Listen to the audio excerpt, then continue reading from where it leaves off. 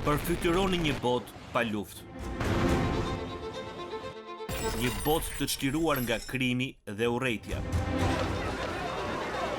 S'ka më varfëri, ku gjithkush ka një shtëpi.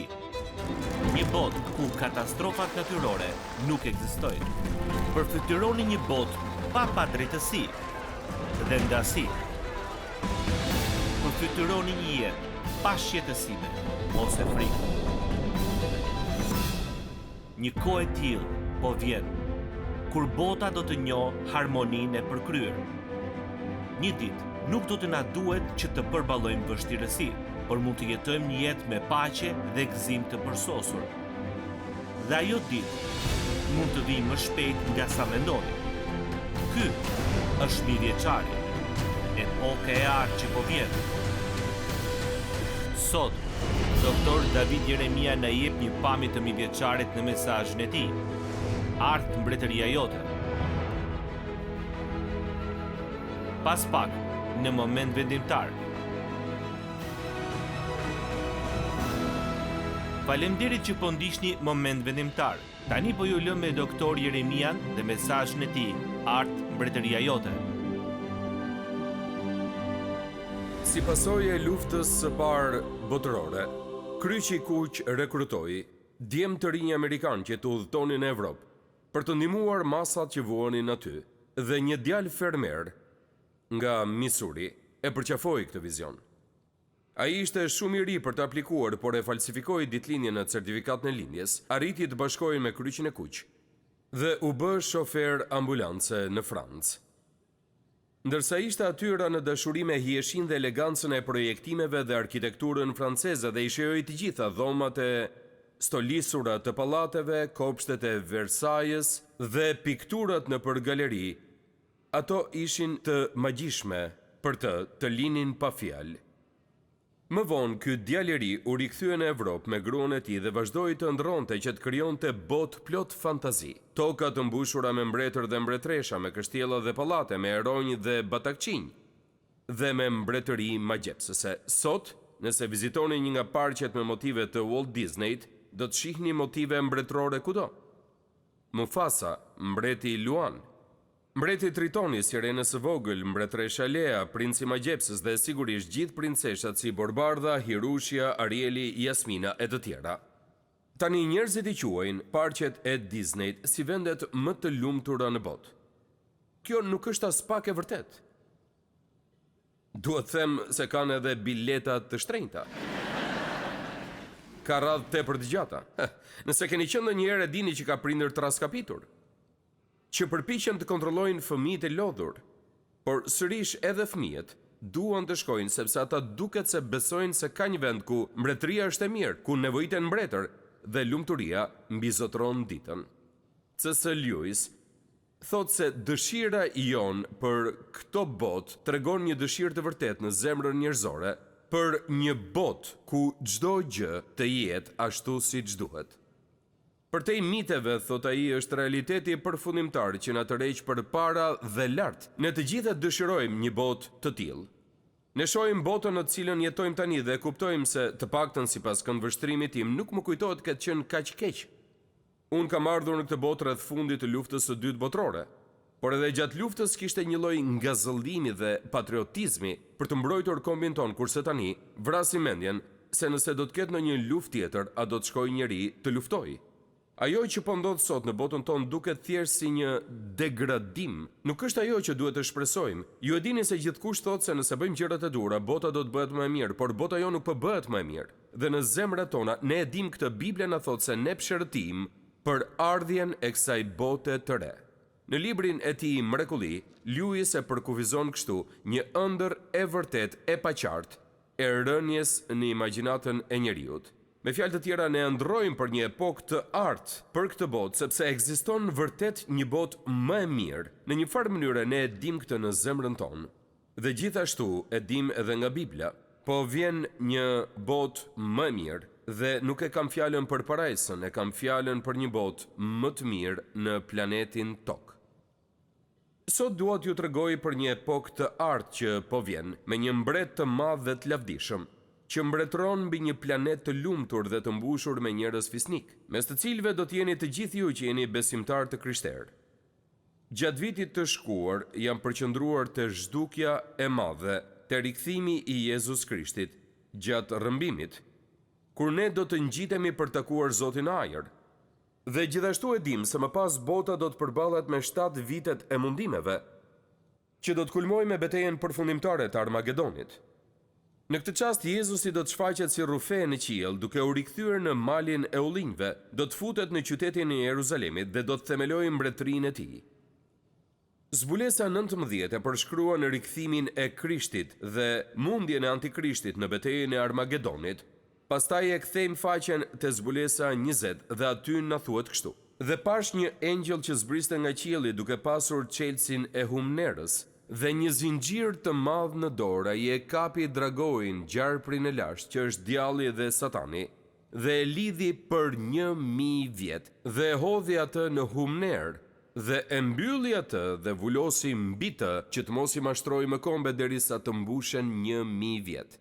Dhe pa shfrone, dhe ata u ulën mbi to dhe atyre ju dha pushteti që të gjykojnë, këta u kthyen në jetë e mbretëruan me Krishtin për 1000 vjet. 1000 vjet janë 1 milenium. Këtë kuptim ka kjo fjalë, mile, 1000, anis, vite. Dhe kjo na tregon se Krishti do të rikthehet në këtë tokë. Dhe për 1000 vjet ai do të mbretërojë në këtë tokë dhe ka për të qenë një përvojë e mirë. Do të jetë toka që ai kishte për qëllim të ishte përpara se të ndodhte mëkati. Do të kthejë të gjitha mallkimet që ndodhen pasi mëkatoi Adami dhe Eva. Do të jetë një botë si asnjë tjetër. Unë nuk kam menduar shumë për këtë, unë jam si shumica prej jush që kur mendojnë për 1000 vjeçarin e vendosin në të ardhmen dhe thonë, kjo është diçka, nuk kam se të di shumë për këtë sepse do të ndodh diku në të ardhmen e largët, por qëndroni dhe mendoni. Nëse rrëmbimi do të ndodhte sot, brenda 7 viteve, unë dhe ju do të ishim në 1000 vjeçar, duke mbretëruar në këtë tokë të re të bukur bashkë me Krishtin, mbi një botë që as nuk mund ta përfytyroni sa e mrekullueshme do të jetë për 1000 vjet.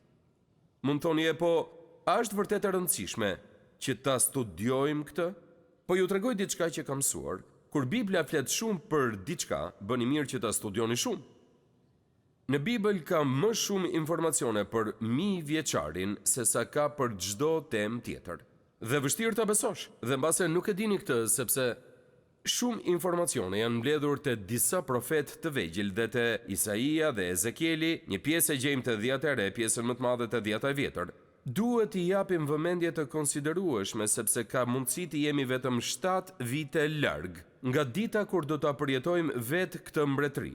Ne mund të jemi duke mbretëruar me Krishtin brenda 7 vitesh në planetin tokë. Më kujtohet kur kjo më mbërtheu zemrën dhe kuptova që unë duhet t'u tregoj disa njerëzve për këtë. Ky është një mendim I mrekullueshëm. Dhe kjo kohë në këtë tokë, sipas Biblës, do të jetë një kohë plot me lumturi. Isaia e shpreh në këtë mënyrë sepse ju do të niseni me gëzim dhe do t'ju kthejnë në paqe, malet dhe kodra do të shpërthejnë në britma gëzimi përpara jush dhe tërë drurët e fushave do të duar trokasin në 1000 vjeçar. Do t'jetë një kohë me paqe globale. Isaia thot, kombet do t'i farkëtojnë shpatat e tyre duke I kthyer në plugje dhe heshtat e tyre në drapinj. Një komb nuk ka për të ngritur shpatën kundër një kombi tjetër dhe nuk do të mësojmë më luftën. Biblia thot se ne nuk do ta studiojmë më luftën. Nuk do të ketë më armatura, nuk do të ketë më armë, nuk do të ketë më instrumente lufte. Biblia thot se do t'i marrim të gjitha këto gjëra dhe do t'i shndrojmë në instrumente bujqësie. E përfituroni do të një botë pa kërcënime për luftë dhe pastaj do të jetë një kohë begatie. Çdo njeri do të lulëzojë gjatë 1000 vjeçarit. Dëgjojeni pa këtë. Është nga Joeli. Tokat përkullot do të gjelbrojnë, drurët mbajnë frytin e tyre, fiku dhe ardhia japin tërë bollokun e tyre. Lëmejnë do të jenë plot me grur dhe në butet do të grafulloj mushti dhe vaji. Tani mbani mend. Se ai ishte një komunitet bujësor, prandaj në këtë mënyrë mund ta shprehnin ata begatin. Por po ju them një tjetër, në Bibël na thuhet se gjatë 1000 vjeçarit, korrësi do të arrijë mbjellësin. Me fjalë të tjera, aty do të kemi një njerëz që mbjell dhe mbrapa tij sheh një korrës. Dhe ata vazhdojnë të ndjekin njëri tjetrin, mbjellësi dhe korsi, sepse Perëndia do ta bekojë tokën aq shumë gjatë 1000 vjeçarit sa do të jetë vështirë që të përballohen të korrat që do të prodhohen në planetin Tokë. Dhe pastaj do të jetë një kohë me harmoni në natyrë. Të gjithë njerëzve u pëlqen që të ma bëjnë këtë pyetje. A do të ketë kafsh në parajs? Ne kemi bërë një provë të vogël të moment vendimtar kur bënim një seri për para disa vitesh. Dërguam disa emaile për të parë se cila do të ishte pyetja më e shpeshtë. Dhe te një email ishte pyetje, a do të ketë kafsh në parajs? Kjo pyetje ishte sa 5 fishi i çdo pyetjeje tjetër që ne morëm. Dhe dini, është interesante sepse statistikat e sotme thonë se veterinerët sot janë me pakicë. Të gjithë kanë nga një qen, unë kam 2 të tillë. Të gjithë kanë kafsh dhe nuk mund të imagjinojmë. E po më lejoni që t'ju ndihmoj me këtë. Pikë së pari, nëse 1000 vjeçari është një parahyrje e parajsës, ja çfarë na thuhet tek Isaia 11, ujku do të banoj bashkë me qengjin dhe leopardi do të rrijë me kecin. Nuk do të bëhet asnjë keqje, asnjë shkatrim mbi tërë mbalin tim të shenjtë.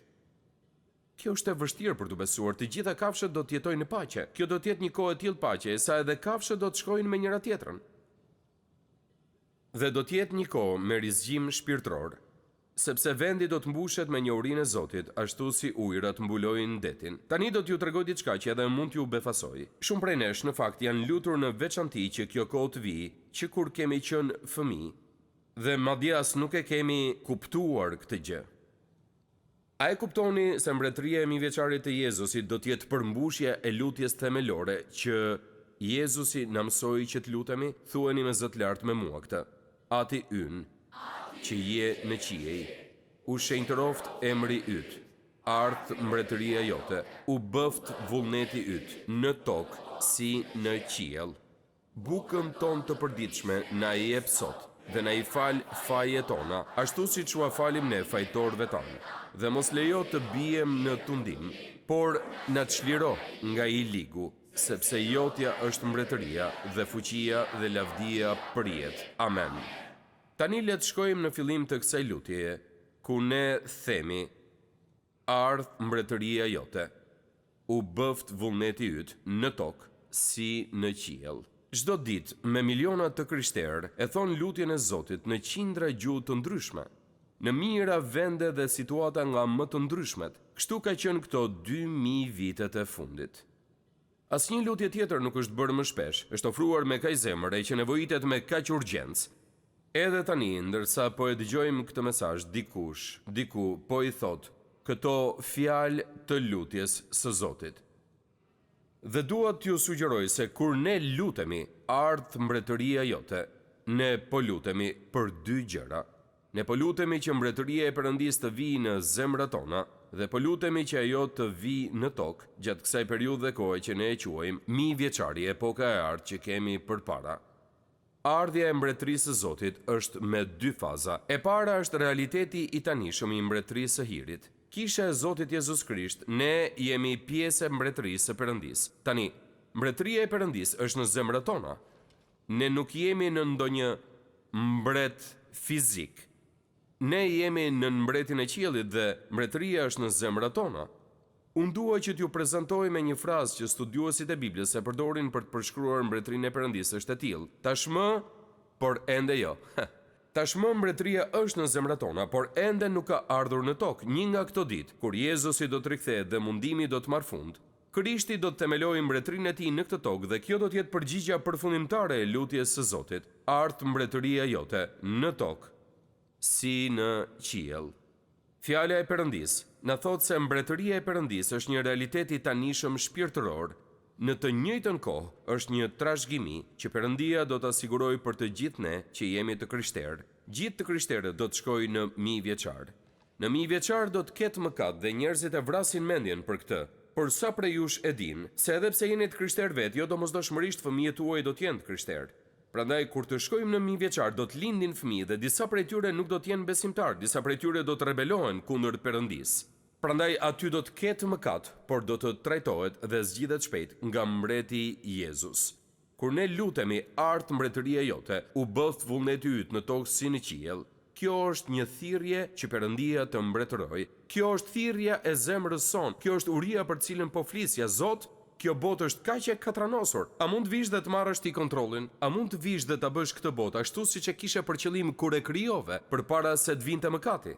Jezusi e nisi shërbesën e tij të predikimeve me lajmin për afrimin e papritur të mbretërisë së Perëndisë. Ai thotë: "Pendohuni, sepse mbretëria e qiejve është afër."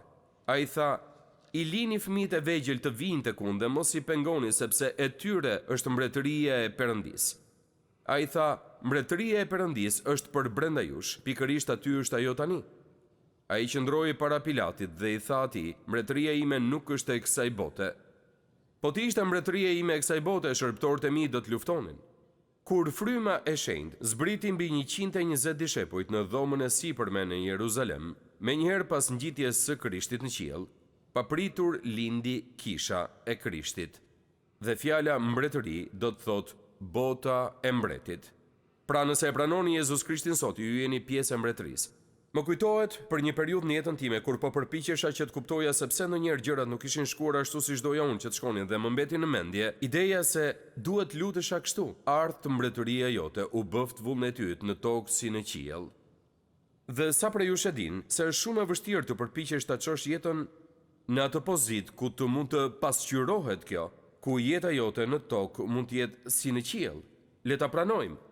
Është një boshllëk shumë i madh. Prandaj ne e pranojmë pjesërisht që jeta jon është pjesërisht e tillë, por kur nuk është e përsosur. Ne nuk mund ta përjetojmë shprehjen "Ardh mbretëria jote në tokë si në qiell" derisa të shkojmë te mbretëria, por ne e kemi mbretin në zemrën tonë dhe ai do të na ndihmojë. Dhe kjo mbretëri e madhe e Perëndisë që është e shpërndarë në mbar botën, e krijuar nga besimtar nga çdo komb dhe gjuhë, vazhdon të rritet dhe një ditë të gjithë ne së bashku do të futemi në mbretëri. Dhe mbreti Jezus do të jetë drejt për drejt dhe fizikisht mbreti ynë. Dhe e dini ç'thot Bibla? Biblia na thot se ai do të jetë president, kurse Davidi do të jetë zvendës president. E dinit këtë? Mund thoni, po pse duhet më interesoj kjo? E po sepse Biblia thot se ajo që na ndodh neve në mbretëri, si do të administrojmë dhe ndihmojmë Jezusin në mbretëri, bazohet te ky varg. Kush është besnik në të vogla, është besnik dhe në të mëdhat. Jeni besnik në gjërat e vogla dhe do të jeni besnik dhe në të mëdhat. Pra Biblia thot se mënyra se si e bëjmë punën këtu në këtë botë, kur mbreti i mbretërve është në zemrën tonë, do të përcaktoj se çfarë përgjegjësie do të kemi kur të jemi në mbretëri. Me fjalë të tjera, kur të shkoni në mbretëri do të habiteni me disa njerëz që do të jenë në poste të larta atëherë. Unë po përpiqem t'ju ndihmoj që të kuptoni se mënyra se si jetojmë tani do të përcaktoj atë që do të na ndodh kur të shkojmë në mbretëri. Çfarë do të bëjmë aty? Mbreti do të bëjë rregullime, ai do të bëjë vlerësime dhe nuk ka nevojë që të punsojë njëri për këtë, sepse ai di gjithçka për gjithkënd dhe menjëherë do të mund të na caktojë në vendet ku mund ta ndihmojmë më shumë mbretërinë e tij. Kur ne lutemi për mbretërinë e Perëndisë në tokë, ne po lutemi për përhapjen e ungjillit në këtë botë dhe ne po lutemi për kohën kur të gjitha gjërat do të bëhen siç duhet dhe do të jemi në një botë të qeverisur nga mbreti Jezus, që do të jetë si asgjë që mund ta përfytyrojmë, mbretëria e lavdisë. Në dhomën e sipërme, Jezusi u tha dishepujve të tij: "Dhe unë ju caktoj mbretërinë, ashtu si ma ka caktuar mua Ati im, që ju të hani e të pini në tryezën time, në mbretërinë time, dhe të uleni mbi frone për të gjykuar të 12 fiset e Izraelit." Me mbretërinë e tij së pari nënkuptojmë mbretërinë e hirit që është në zemrat tona, por gjithashtu nënkuptojmë mbretërinë e lavdisë që do të vijë pas mundimit, kur mbreti Jezus të jetë në këtë tokë. Dhe do të jetë edhe një kohë shpirtërore gjithashtu. Në vargun që lexua më parë, nëse nuk e kuptuat, më lejoni t'ju kujtoj, Satani nuk do të jetë këtu. A më dëshmon njëri për këtë? Për 1000 vjet, Satani do të jetë i lidhur në fund të humnerës, pa mundur që të shpëtojë dhe nuk do të ketë asnjë lloj ndikimi për çdo gjë që ndodh në 1000 vjeçar, por ne sërish do ta katranosim. Por nuk do të mund të themi djalli më detyroi ta bëja, sepse ai nuk do të ketë asnjë mundësi që ta bëj këtë. Ai do të jetë i lidhur për 1000 vjet. Mund thoni, pse do ta bënte Perëndia këtë? Po së pari ai do të na provojë që ne nuk mund të fajsojmë Satanin për çdo gjë. Ne kemi natyra mëkatare, apo jo? Dhe këto natyra mëkatare gjithashtu do të na shtyjnë që të bëjmë gjëra që nuk duhet i bëjmë. Por mbretëritë e kësaj bote, atë ditë do të bëhen mbretëritë e Zotit dhe të Krishtit, dhe ai do të mbretërojë në jetë të jetëve. Një ditë zonja dhe zotrinj, Zoti Jezus do të jetë mbreti i gjithë tokës. Ai do të mbretërojë për 1000 vjet, dhe kushdo që është besimtar i krishterë do të hyjë në këtë mbretëri dhe do të jetë me të për të mbretëruar dhe sunduar mbi planetin tokë. Dhe që në fillim nuk do të ketë me jo besimtar në tokë, unë mund ta përfityroj këtë. Programet në televizor do të jenë ndryshe, emisionet e lajmeve do të jenë ndryshe, çdo gjë do të jetë ndryshe. Psalmi 145 e thot në këtë mënyrë: ata do të flasin për lavdinë e mbretërisë sate dhe do të tregojnë për fuqinë tënde, për të bërë të njohura bijve të njerëzve mrekullitë tua dhe shkëlqimin e madhërisëm të mbretërisë sate. Abdia na shkruan në këtë mënyrë: sepse dita e Zotit është e afërt për tërë kombet, por mbi malin e Sionit do të jenë ata që mbijetuan dhe do të jetë një vend i shenjtë dhe shtëpia e Jakobit do të shtirë në dorë pronat e veta dhe mbretëria do të jetë e Zotit. Ne duhet të mendojmë në këtë mënyrë sa herë që shohim hartën. Tani kombi i gjerë i Rusisë shtrihet që nga Evropa qendrore deri te Azia më e largët, poshtë ka Mongolinë dhe Kinën. Afër është India dhe në jug të globit ndodhet Afrika, Australia dhe Amerika e Jugut. Shtetet e Bashkuara dhe kufijtë e saj që i njohim shtrihen mes Atlantikut dhe Paqësorit, me Kanadan sipër dhe Meksikën poshtë. Mes kombeve më të vegjël është Izraeli i vogël, vetëm 114 kilometra në pikën e tij më të gjerë dhe gati 423 kilometra nga veriu në jug. Unë duhet marrë vetëm një çast dhe t'ju them se Biblia na thot se ata që e bekojnë Izraelin do të bekohen, kurse ata që e mallkojnë Izraelin do të mallkohen. Ne duhet ta mbështesim Izraelin dhe kjo nuk ka lidhje nëse ata e meritojnë apo jo tokën. E dini si e morën ata tokën? U dha Perëndia. Dhe që në fillim ka qenë toka e Perëndisë, ai u dha atyre dhe ai nuk ka mbaruar.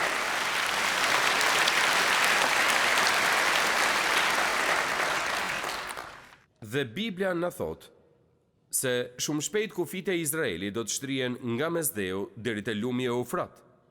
Dhe Sioni do të jetë kryeqyteti i botës. Jezusi do të mbretërojë nga froni i tij. Gjatë mbretërisë Jezusi do të jetë në fronin e tij në Jeruzalem, gjatë mbretërimit 1000 vjeçar për cilin po flasim. Dhe të gjitha kombet do të bien nën autoritetin e tij, dhe paqja do të mbretërojë, njerëzit e shenjtë do të mbushin qeverinë, skeptri i drejtësisë do të jetë skeptri i mbretërisë së tij. Mbretëria e 1000 vjeçarit nuk do të ketë nevojë për misione shpëtimi, as programe mirëqenie, as ndihme sociale, as agjenci ndihmash. Bota do të lulëzojë në dorën e mbretit të qiellit. Biblia është e mbushur me profeci për epokën e ardhshme të paqes dhe begatisë. Do të jetë një kohë kur lufta do të jetë plotësisht e panjohur. Nuk do të ketë më fabrika armësh, asnjë ushtar dhe marinar nuk do të jetë me uniform, asnjë kamp ushtarak nuk do të ekzistojë dhe asnjë cent nuk do të shpenzohet për armatime lufte. Asnjë qindark nuk do të përdoret për mbrojtje dhe aq më pak për luftë sulmuese. E përfytyroni dot një epokë të tillë? Kur të gjitha kombet do të jenë në paqe të plotë, të gjitha burimet do të përdoren për kënaqësi, të gjitha industritë do të prodhojnë artikuj për gjërat paqësore. I nderuari J. Vernon McGee ka thënë kështu me fjalët e tij. Ai thotë: "Mi vjeçari është përgjigje e Perëndisë për lutjen, ardh mbretëria jote." Kur ne bëjmë lutjen e Zotit, ne themi: "Ardh mbretëria jote." Në tokë si në qiell, kjo është mbretëria që do të themelohet këtu në këtë tokë, dhe kjo quhet 1000 vjeçari. Sa herë që bëjmë lutjen e Zotit, ne po lutemi që ajo mbretëri të vijë. Në vitet 1970, miqtë e mi Billy dhe Gloria Gather ishin të ngarkuar me jetën familjare, dhe një mbrëmje kishin mysafir 2 miq që u treguan për një predikim që kishin dëgjuar nga një predikues me emrin Jim Crabtree. Crabtree ishte aq i emocionuar për rikthimin e Krishtit, sa e përfundoi predikimin duke ecur në përbashkësi duke bërtitur: "Mbreti po vjen, mbreti po vjen, mbreti po vjen." Pasi u larguan mysafirët, Billy dhe Gloria vazhduan të flisnin për atë çast të lavdishëm kur mbreti do të vijë në mes të një ceremonie kurorëzimi. Dhe Billy u ul në piano dhe kompozoi një melodi. ndërsa Gloria la punët e shtëpisë dhe shkroi vargjet e këngës Mbreti po vjen. Po mbreti po vjen. Po ashtu edhe mbretëria. Dhe Biblia na tregon disa lutje që ne mund t'i bëjmë ndërsa e presim me padurim atë ditë. Një prej tyre është lutja që kemi bërë gjatë kësaj shërbese. Art mbretëria jote, u bëft vullneti yt, në tokë si në qiell. Një lutje e dytë është një shprehje me një fjalë që e kam mësuar që herët, sepse jam rritur me përkthimin King James të Biblës, ashtu si shumë prej jush. Dhe në këtë përkthim të Biblës, apostulli Paul e mbyll me këtë fjalë letrën e tij të parë drejtuar Korintasve, Maranatha. E dini, ne kemi një kish Maranatha në komunitetin ton. Maranatha ka mbijetuar si fjalë të gjithë e kanë dëgjuar, por a e dim se ç'kuptim ka? Fjala Maranatha ka kuptimin o eja Zot.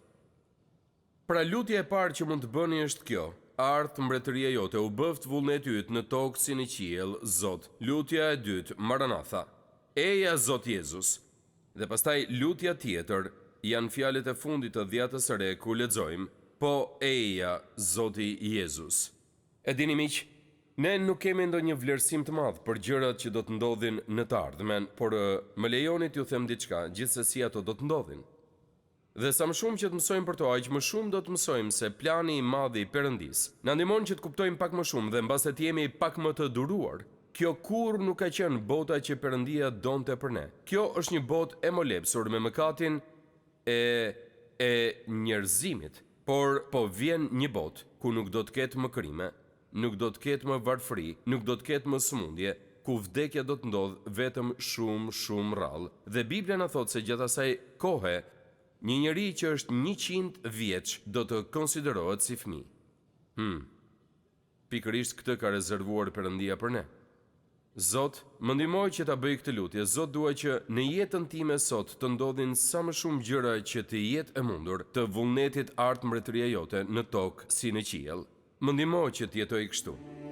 Disa prej nesh do të duhet të bëjnë rregullime të mëdha kur shkojnë në mbretëri, disa të tjerë nuk do të kenë nevojë për shumë. Unë dua të jem mes atyre që do t'ju duhen pak rregullime kur të shkojnë në mbretëri, sepse kanë jetuar sipas urdhrave të mbretit gjithë jetën e tyre. Shpresoj që kjo të jetë vërtet dhe për ju. Faleminderit që ishit me mua sot në moment vendimtar. Sa më shumë që studiojmë fjalën e Perëndis, aq më shumë e kuptojmë që Perëndia ynë i dashur dëshiron të ketë një marrëdhënie personale me gjithë secilin prej nesh. Nëse ju do doni që të filloni një marrëdhënie me të, hapi i parë është që të pendoheni për mëkatin tuaj dhe t'i kërkoni Jezus Krishtit që të bëhet Zoti dhe shpëtimtari juaj. Sapo ta merrni këtë vendim për të pranuar dhuratën e Perëndis për shpëtimin, do të fillojë udhëtimi juaj me Perëndin si një krijesë e re në Krishtin. Nëse sot e keni marrë këtë hap besimi, ju inkurajoj që ta ndani vendimin tuaj me të krishterë të tjerë në një shërbes të besueshme apo të një kishe zonës, dhe që të vazhdoni të rriteni në besimin e sapo gjetur. Perëndia ju bekoft, ndërsa filloni ecjen tuaj me Perëndin. Pres me padurim që të shihemi herën tjetër këtu në moment vendimtar.